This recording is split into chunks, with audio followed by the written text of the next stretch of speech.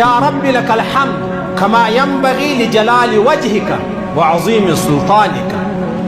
صرف یہ وردا ہوئے یا رب لك الحمد كما ينبغي لجلال وجهك وعظيم سلطانك. یعنی معنی دا ده چې الله زستا دومره تعریفونه کوم چې څومره ته لوی سلطنت بادشاہي لري او څومره ستا حق دی. دا پښتو توري ما درته وویلې زستا دومره تعریفونه کوم.